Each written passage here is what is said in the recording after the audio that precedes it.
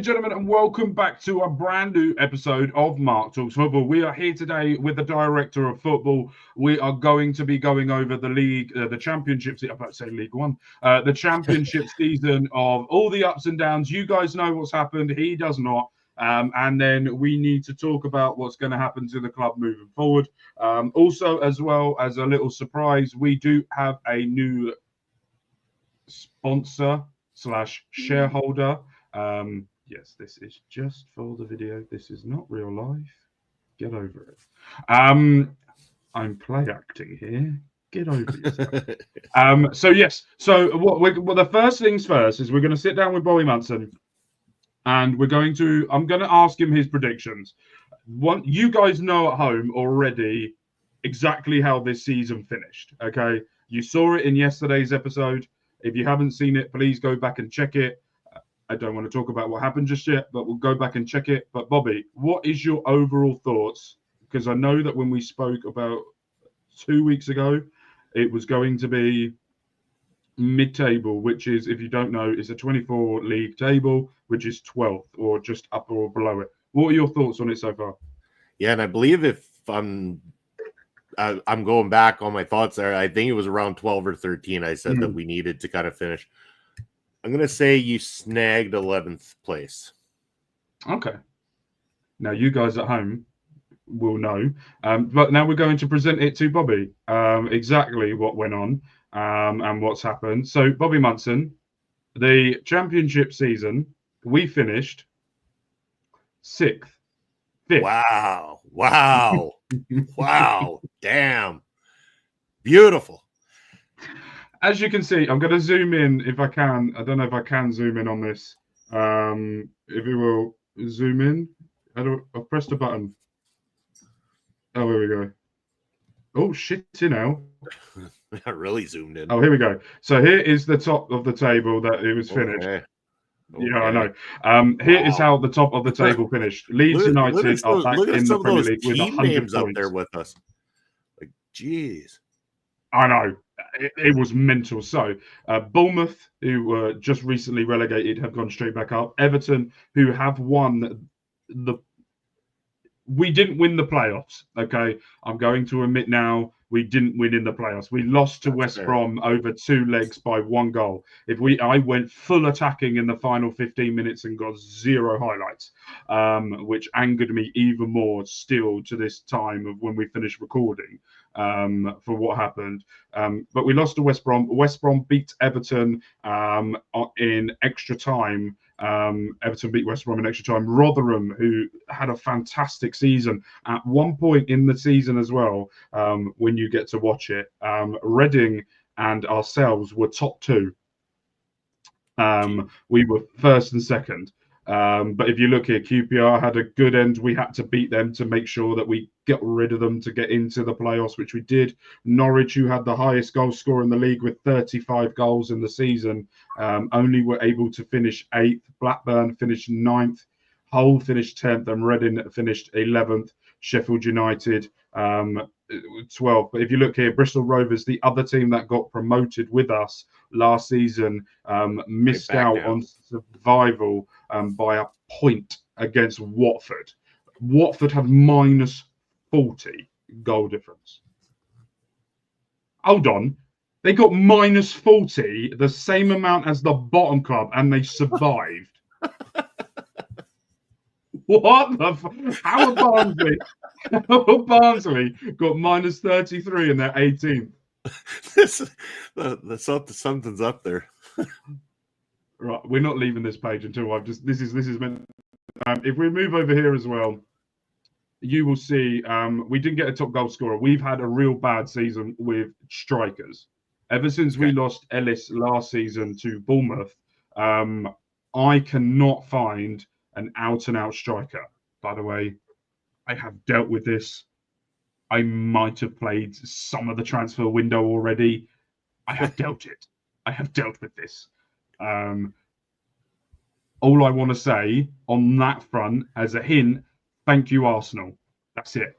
As you can see, not in the top 3 of goal scorers, not even on assists. And normally we're quite high up with assists as well. We really struggled to get more than 1 or 2 goals a game. We really were riding our luck. And as you can see, the new goalkeeper we signed from Manchester City Academy, Spike Brits, who is, by the way, absolutely brilliant, got the second most clean sheets. So you can see, defending-wise, we were okay. We were good. Yeah. Going forward, on the other hand, Omar Forson, right? If you don't know who he is, if you haven't seen this series before, he is a youngster in real life from Manchester United. He was released from his contract in the game, and he was wanted by some of the big clubs. This series is about letting the director of football do everything, but he couldn't agree, so I stepped in. I was like, I'm stepping in for this one. But yeah, no. So that is how that went on. And absolutely, what are your reactions to that? Oh, this is phenomenal. This is absolutely phenomenal. I mean, I understand the striker problem, and if you've gone ahead and made some deals, then perfect. That's what we need, obviously. Because yeah, if we got that high up there, what we need to do is be able to be dynamite in that final third. And then that way we could actually maybe turn this thing right around. Maybe next time that playoff is something that we win, or maybe, just maybe, we pull above that playoff spot. That is what I've said. I did say at the end of last episode, our aim is now playoffs. Okay. That is the aim, because I feel like we were a striker away from maybe top 2, because we just weren't finishing, and we couldn't even finish in a brothel. That's how bad things were getting for us at certain points in the season. I was getting so angry with it as well. And also, I will say this as well, Paul Blackett, who has been with us, has scored now in every single division we have played in. He has scored in the Vanarama National League North, Vanarama National League, League 2, League 1, and he scored within a minute of his sub that I forgot I wasn't playing him at certain points. I subbed him on and he scored. And he scored in the championship. So he has now scored in every single division we have played in. That was one of my aims to do, is now he has also signed a new deal. He will be here next season. But we're going to move on now to look at things. This is a little bit of like a history here of South Shields. South Shields have played in the championship before, but the last time they did it, if we're looking at here, was 1927. Was the last time they played in the championship, and they finished 22nd. With this finish we've done now, this is the highest position the South Shields Football Club have ever had in their existence of a club. Perfect. Which is absolutely mental. When you think about it. And if you look here as well, the other one was 1921. They finished 6th. They played 42 games, and they only had 46 points. We finished on 83 with 1 place above it. If you go back through histories, there was a lot less teams, and they played each other 3 or 4 times throughout that season. So the points, and there was a different point system to what they were doing before. You go back and look at history, you'll understand. And that was the playoff final at the top here result. They won in extra time, Everton. By the way, Bobby, I don't know whether you know this, but the Everton manager is Antonio Conte. Hello? Really? And he is on 20 times more wages than I'm on. Oh, no. So what are you saying here? He still beat me twice, though. That was the thing. He still beat me twice. But for a manager to be in the championship, to be on 20 times more wage than I'm on, something wrong is going on here for Everton. But well, I mean, with a win like this, I mean, an influx of cash, I'm not saying you shouldn't have more. Absolutely. But this was before we added the money into it. We're going to finish on the season with a little bit of a loss, but not too much from it. But the money that we sold for Egan Riley, the record-breaking fee that we received for him, Bobby, you don't know this, but the record-breaking fee that we received from him was £11.5 million. Nice. and I will tell you this now, not much of a sport. I've broken the transfer record that we've spent. It was 1.5 million that I spent on that goalkeeper. I have just spent £6 million on a player. That striker better be worth it, mate. It wasn't the striker. Oh, whoa. What? Spoiler alert, it's on a centre back. Okay. You'll understand why when you see him. Fair enough. I say I yeet all over myself, right? When I saw him and I saw his value, I full yeeted. And I also found a midfielder in Brazil that's got a temper problem, and he is one of the best. And I mean this brilliantly, right? The issue with him was they wanted to sell, and I brought him. I'll tell you the price was under £1 million, but the reason why was because he lost his. He's not good. He's not a good sportsman, and I was like, I'm going to have you. I don't care. So I brought him in. You'll see that in tomorrow's episode when we do it. So there are the finances. This is the overall look of us now. Marvin Wellington is out on loan. He's one of our hot prospects that we got. He's from Jamaica. He is also just gone to Jamaica for the under-21s for them. So he's going to be getting some more game time for them. But it's just ridiculous. Kabir is the captain. Didn't play much this season, but we didn't need to. From that, and that is all the stuff that has been going on. Finishing fifth, and getting in the playoffs was ridiculous. We scored the first goal. They then won 2-1 by scoring a 95th minute winner. We then went to West Brom. It was 1-1. We just couldn't find the winner to then tie it to maybe potentially go to extra time. Just wasn't enough for us there in the end. But what I will say is this club, and to get that notification that I showed earlier, that we have now finished the highest position in this club's history has ever seen. I was like, right, this is why we're going to be doing this series more going into FM25, because I want to find another one that has never been this high before and then rebuild it and do it. I'm loving this. This save has been, a bar the Reading save that I've done on this channel, the Reading saves I've done, because I get a lot of joy because we don't win really in real life. But when we actually go and do stuff like this in this game, it's been phenomenal. Bobby, I want to get your reactions to everything that we've just seen and your thoughts on it. Oh, it's absolutely brilliant. I'm excited.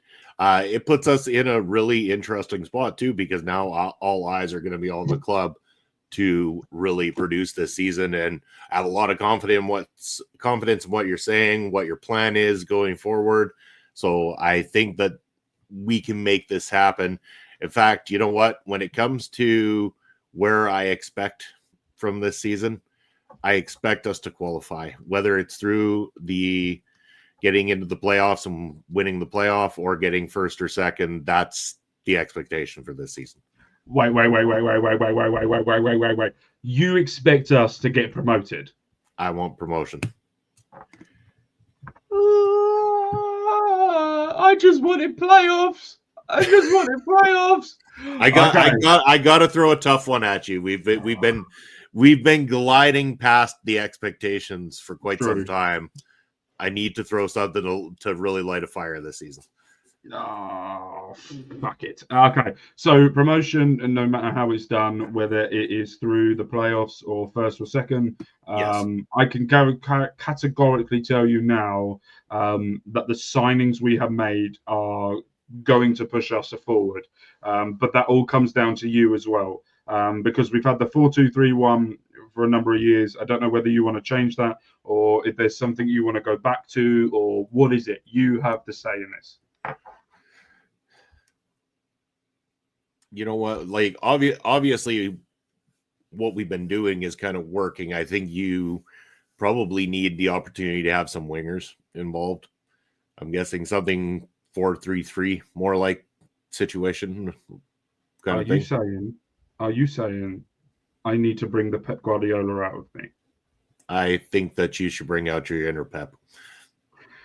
if you haven't seen this series before, please go back to the Vanarama National League and League Two season. The full Pep Guardiola of me has come out there. So bringing the full Pep Guardiola back out, just slightly creamed myself.